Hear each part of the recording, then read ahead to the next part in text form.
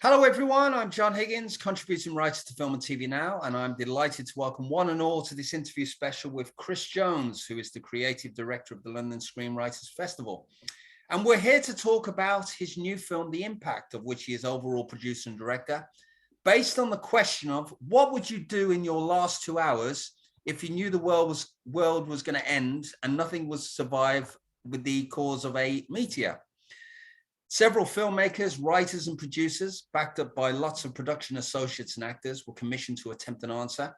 And the film will be receiving its world premiere on May the 31st at the Genesis Cinema in Mile End, London, which will also have an award ceremony as well, with a replica meteor as the prize for best screenplay. Chris, a warm welcome to you. Thank you. Thanks for having me. You're welcome. So just out of interest, I mean, why do a movie of several stories about the end of the world?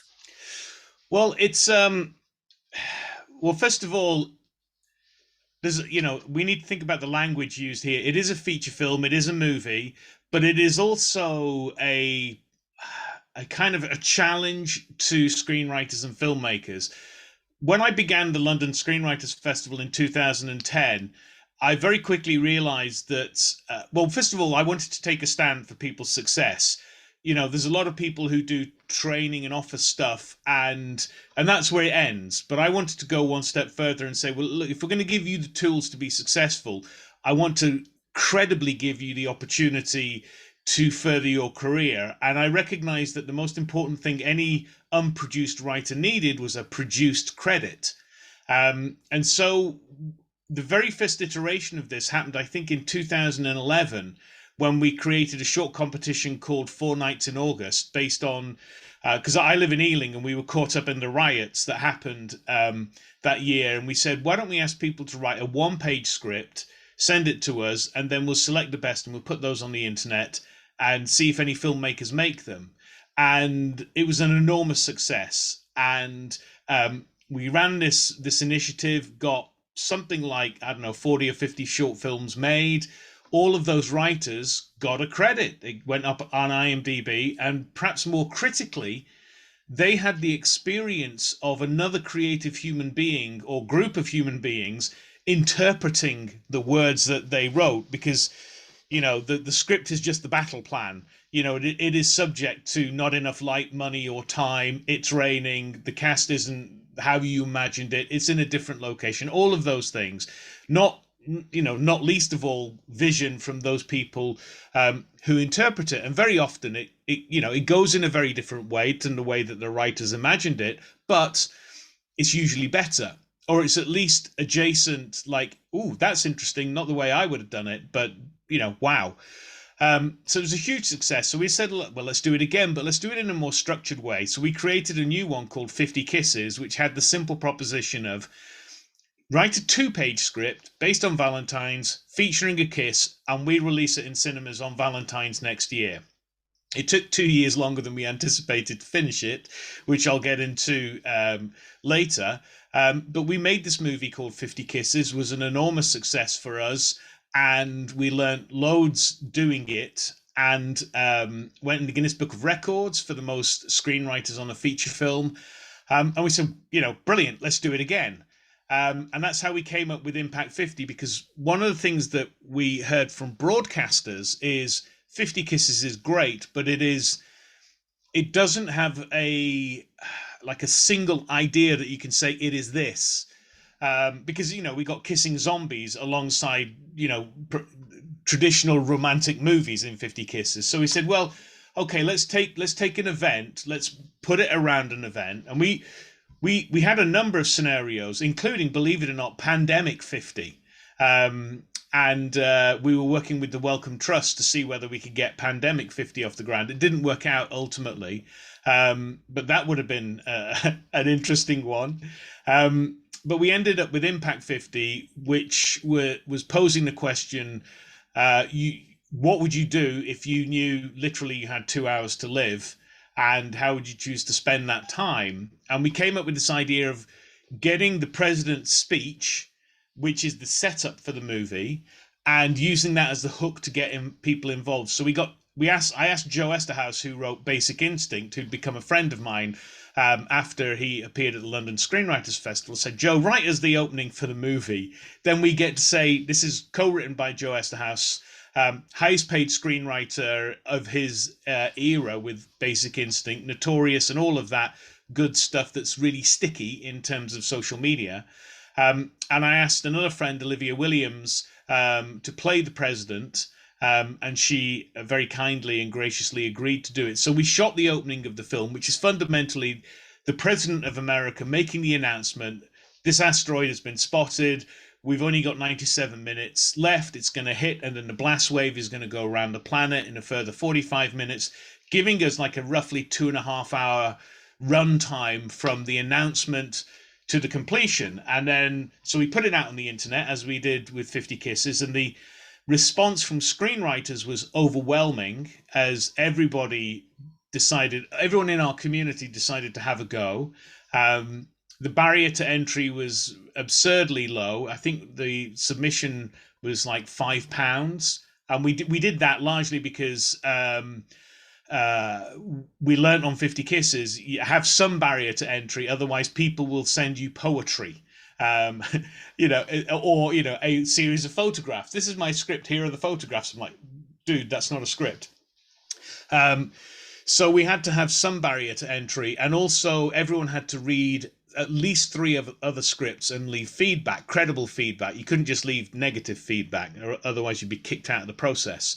And that created this really fertile, creative environment for people to write and feedback on others for literally £5. And it was enormously successful. And some people who really engaged with that process got huge amounts out of it. I'm thinking of people like Katie Parker, who read all 2,800 scripts and left feedback. And so she got an enormous amount out of it. But we then had the problem of having to select the 50 best scripts out of those 2,800. And we then entered that process, which was challenging not to say the least, but also just backtracking. One of the other things we built into the process, again, because we wanted to replicate how films actually get made, is once you got your notes on the script, you could do a redraft and submit a new draft. And I think we said you could do 2 drafts. But anyway, there was a cutoff point at which, the very smart screenwriters will have done all 3 drafts to improve their script. And then we started reading, and obviously we had to reject the majority of them. It was fairly easy to get to about a halfway point, like about 1,500 scripts to 1,200 scripts, and then it started to get difficult. And we learned really important things like, if whatever your first idea is, don't do that, because 10 other screenwriters, 20 other screenwriters will have had exactly the same idea. So not only are you competing against other stories, you're actually competing against people who have written fundamentally the same story. We had a load of scripts that were based around, and this woman is having a baby right now, in the middle of it. What do you do? It's a great question, but, from a production perspective as well, there's a challenge right there. But we had so many of those that we could only ever select one. We couldn't have fundamentally kind of the same story duplicated, although we ended up having to lean into that a little bit. So we took all these scripts, we whittled it down, and then we had a big weekend with about 8 of our trusted team, and we whittled it down to the final. I think we ended up with 56. We couldn't get it down to 50, and we thought, well, what the hell? We'll go with 56. And those 56 were then released on the internet, and then filmmakers from around the world, anyone could take the script, option it, and make a version of it and submit it to the process. And much like the screenwriting process, the filmmaker would send us the film, we'd put it on the website, other people could then leave feedback on the films, we'd leave feedback, they could then go back and re-edit it, add sound, tweak the music. Some people really engaged with that and dramatically improved their films. Other people didn't, and didn't dramatically improve their films. And so we then looked at all the films, and we got about 100 films. and tried to make a feature film out of those movies. And that was a really super challenging process. But and then in the middle of all of it, we of course had the actual mundane apocalypse of COVID, which totally stalled everything because the primary thing that we do is the London Screenwriters Festival, which is predicated on the concept of let's get 1,000 people in a room together for 3 days. How's that going to work in April of 2020? So obviously that was totally catastrophic, and the business kind of collapsed in on itself, and we had to fight for survival, and only by the skin of our teeth and with the help of the Arts Council of England managed to survive. But that took 2 years out of the process of Impact 50. And then I came back to Impact 50 at the end of last year, utterly exhausted, thinking, how am I going to finish this? And there were lots of technical hurdles to overcome. I mean, some of the filmmakers were very, very organized and would send us the actual film project with their media and separate sound. Other people didn't and couldn't and didn't even know what that was. And we're talking about different frame rates, different aspect ratios, different editing platforms. And, when you handle 2 or 3 of these projects, it's a pain in the neck, but we had 50. So it was a super challenge. And moving around that amount of data as well, we're talking terabytes upon terabytes of data. And we don't have a big post-production facility. We're working on fundamentally desktop computers, good ones, but stuff you can just buy off the shelf online. So we began the process of putting it together, and that stalled a number of times. We burned through 3 separate editors who just couldn't figure out how to get it to work. And eventually, just before Christmas last year, I was like, okay, fundamentally, we can't make it work in the way that we imagined. And the reason's very simple, is in the guide for people to write the scripts, we said we have an obvious timeline. So it begins with the president saying, there's this thing, it's going to hit us. We've got 97 minutes. And 97 minutes later, it hits. And then there's a period of time where the blast wave goes around the planet. But eventually it will take out the entire planet. And let's say that's another 45 minutes. And I really stress to people, please try and write a story that takes place in a specific part of that timeline. And everyone went, brilliant. Okay, so here's my setup. It begins with the president saying this thing, and then there's some activity, and then it hits, and then the blast wave hits them. So we had all these films that spanned the entire 2.5 hours. So of course we couldn't, if we're going to intercut, we couldn't put a bit of a film and then wait 72 minutes for the next minute of that film, and then a further 72 minutes for the next bit. People just would get lost in the plot, and we just couldn't make it work. So I said, okay, forget it. I'm just going to put all the films together on one timeline, and we'll call that the Impact 50. And then I watched it, and I just had this little epiphany of, let's move it into acts, into like self-contained mini versions of the Impact, like between 15 and 25 minutes long. And then we could put all the thematically kind of resonant films together, or the plot films together, and then we could intercut them. So we, in a 25 minute period, we go from the president's announcement, the activity of what the characters are doing with that piece of information, all the way through to the actual impact. And then we would flash back, the president announce, and we repeat and repeat and repeat. And we did that. I think there's like 12 acts in the final movie that does that. And also it helped us deal with one of the really strange problems, which is a kind of tonal problem, because I'm not somebody who loves comedy, but I know a lot of people do. And so within the concept of the script, there were a number of comedies. For me, I'm like, it's the end of the world, everybody's going to die. Great, let's write a comedy. I can see why people did it, but I always worried about those films. Like, how are we going to place a comedy inside this film where there is proper, like, serious, heavy drama? going on as well. And this approach allowed us to do that. So there are two kind of lighter acts in the film, one about, I don't know, 40 minutes in, and one about an hour and a half in. And it really kind of lifts the it like takes the weight off your shoulders for 15 minutes. And again, going back to 50 Kisses, there was a film in that I didn't think was really good, and I was like, it's a bit too slapstick comedy for me, and maybe we shouldn't put it in. Of course, it ended up winning the audience award, so it tells you what I know.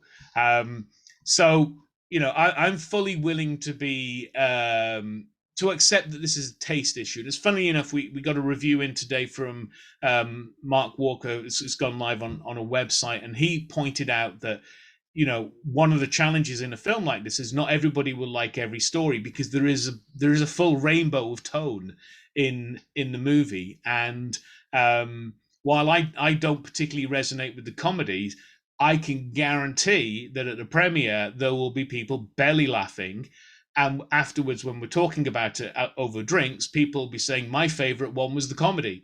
And so it's a taste thing, it's a tonal thing. But anyway, that allowed me to kind of deal with the post-production challenge of how to go heavy, funny, heavy. We didn't have to intercut the funny ones with the heavy ones. We could just do this act. And we also didn't have a conclusion to the movie as well. We didn't have that final movie, which we managed to solve just after Christmas. I won't say how we did it, but we managed to do it. And suddenly it came alive. And then I got I brought in all my post-production buddies, John Walker, to do a full grade on the whole film to make it look consistent, and Guy Rowland to do an overall sound mix. Because the sound wasn't great on a lot of the films, and there's quite a lot of missing effects and audio and music. So we filled those holes, trimmed the films a little bit, intercut them, and then kind of went, does it work? And I guess we'll find out on May the 31st at the premiere. As far as I'm concerned, it's a miracle that it works brilliantly. Because I didn't think it would do, but I'm genuinely surprised at how.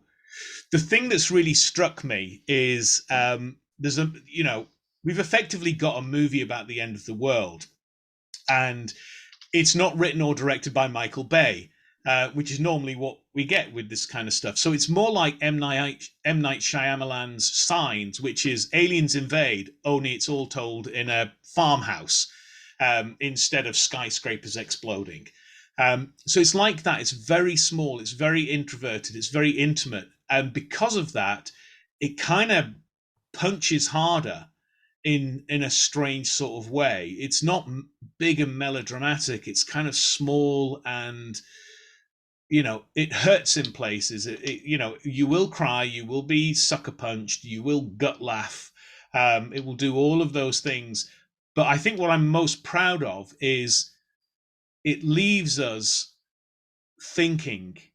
And when I watched it, I just started thinking about Ukraine. I started thinking about climate change. Obviously you can't help but reflect on COVID and what we've been through, and the trauma that we're all kind of processing there as well. So it leaves you kind of introspectively thinking, which I think is an extraordinary thing to have achieved. And it's been made by literally 2,000 people getting involved and doing. It's all based on this very simple concept that if you're starting out, to make a feature film is going to cost you probably asking a relative to mortgage a house and 4 years of your life, and more than likely you'll lose all your money because you're learning. Whereas with Impact 50 and Create 50, the overall project, it's fundamentally give us a day, just one day of your life, and you get this tiny little slice of this experience and movie, and you get the IMDb credit, you get to shout about it as much as you want to. And that's the fundamentals of what Create 50 is really about. So it really is genuinely a film by the people, for the people, about the people. without it really having any kind of political agenda. Or if it does, it's got, lots and lots of different political agendas. I don't think we've got anything political in the film actually, but it would have that scope to do that. So it's, and with all the benefits of being made by all of those people, particularly people who are on the beginning of their journeys, or at least, certainly not at the end of their journey, it's also a bit like herding cats. So, I am at some point going to write a lengthy post about crowdsourcing, which is not crowdfunding. I mean, it technically is as well, but crowdsourcing, where you take lots of people's energy and skills and bring it all together, and how to marshal that. So that's been a real learning curve and a challenge, an unbelievable challenge, to be honest. But we got through it. So that's a very long answer to a question. I can't even remember what you said. Well, the interesting thing is you've probably answered about 5 of my questions anyway, Chris, so don't worry about it. I mean, that's actually helped me a lot, because it means that I can now look to other things. I mean, I have to say, I have to agree with you, because this film for me is rooted in the grand Hollywood tradition, like Bay's Armageddon and Deep Impact. I mean, we also have films like The Day After and Testament from the 80s but it's the smaller moments and the emotion that I actually tapped into. And I think these interesting multi-story mini arcs, I think it works incredibly well. I mean,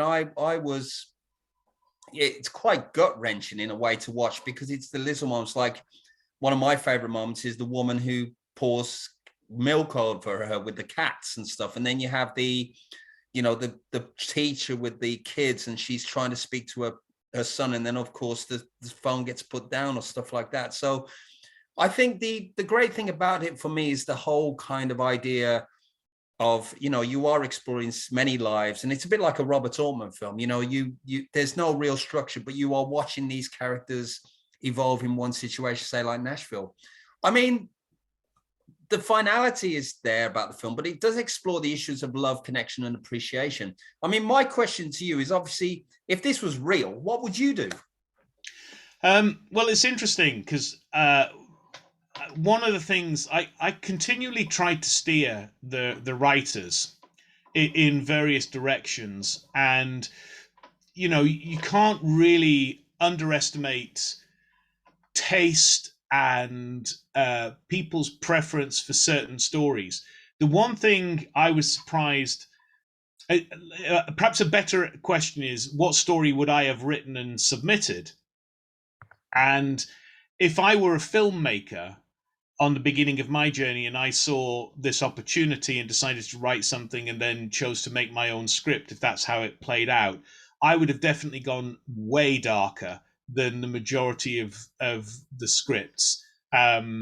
And I did muse with a number of ideas, and I did muse with, maybe I should write something and submit it under a pseudonym. I never did, ultimately. But I would have definitely gone for deep and horrible and nasty revenge. That's what I would have done. And I think, if that were the case, there probably would be a bunch of psychopaths or people with no conscience who would go and do terrible things for 2 hours. And but that's I suppose the dark side of my filmmaking personality. And also, that kind of, one of the things that you need in most stories is contrast. And there are some dark stories in it, for sure.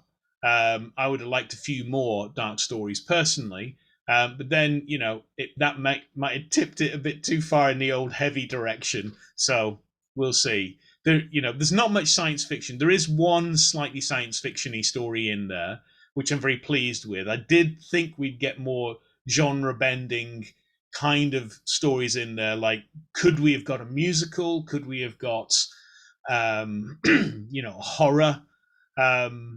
We didn't see any of those, which is interesting. But again, that might have been just the brief that we had, because we had quite a strong brief with lots and lots of like pointers for people to follow. We had to set things up like, look, you just can't say "and the car explodes" and expect filmmakers to be able to handle that. think about things like saying exterior at night, it's raining, because immediately that's a challenge for a filmmaker, and they'll probably just rewrite your script and set it in the daytime. So just do that in the first instance. So there's lots of guides for production as well, and all of those limitations created this freedom. I think if I had one criticism for almost everybody involved in the whole process, it was and I suppose it's an inevitability. It's like in the ever need to kind of stand out by being brilliant and clever, sometimes simple and direct got lost. And I think simplicity, funnily enough, the script that I thought was the best script in the entire process didn't get produced. And it was actually quite an easy script to make, and it was called More by Phil Charles. And it was a really simple script, just about a woman with a little kid, and the little kid is on one of those toys outside a supermarket, that you sit on, like a racing car or a horse. And the little kid kept saying more, and she kept feeding the machine, putting cash in, and she ran out of money and just went into the supermarket, robbed the supermarket of 10 pences, because nobody cares, and carried on feeding the machine. And the kid kept just saying, giggling away, because it's in the moment, having a great time. And she's looking at the darkened skies on the horizon, like impending doom. And it was a really beautiful contrast. And I think it was only half a page long, or maybe just a page. I can't remember. It was very short. But that didn't get produced, and I was really sad about that. And at one point I did think about producing it, but at the time we just had a little baby, and it was like, I can't do it, it's just too much. And of course people would start crying foul if a film I made suddenly made it into the final movie, even though technically it has, because I did the opening with the president. Okay. We're going to be wrapping up in a little moment. Just a couple of final questions. In terms of where the London Screenwriters Festival is at the moment, what's the state of play on that, and what are the future plans for it? Well, at the moment, we're in a kind of hiatus because for the Arts Council, I did a survey to our delegates and said, what do you want from the future? And it was quite clear and quite direct, which was 55% of people want the festival back in the way that it was, and 45% of the people want it online.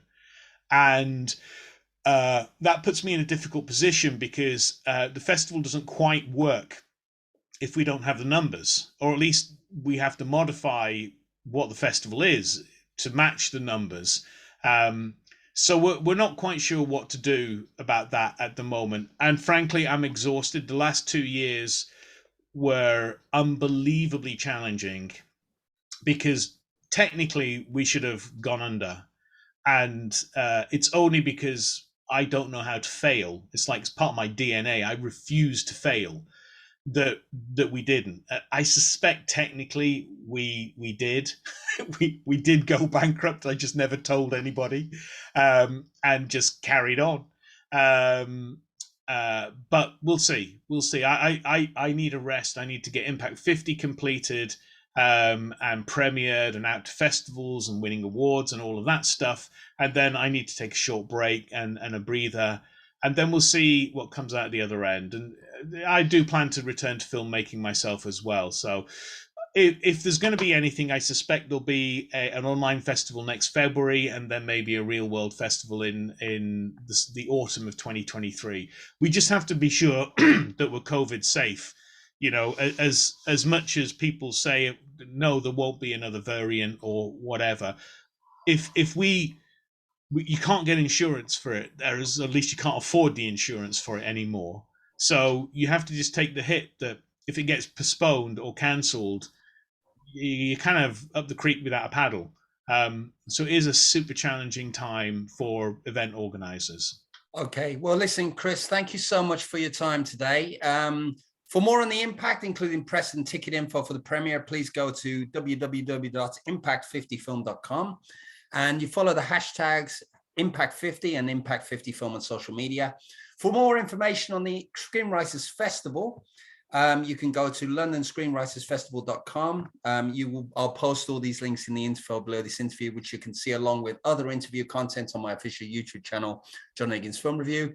And for other articles and interviews and reviews, you can go to www.filmandtvnow.com. So Chris, thank you so much for your time today. And to everybody else, thank you for watching. Thank you very much, John. And just a reminder, everybody is welcome at the premiere. You don't have to have been involved in the process. And if you do decide to come, bring at least 6 friends. Okay, great. Thanks so much for that, Chris. Cheers. Thank you. Thanks. Bye.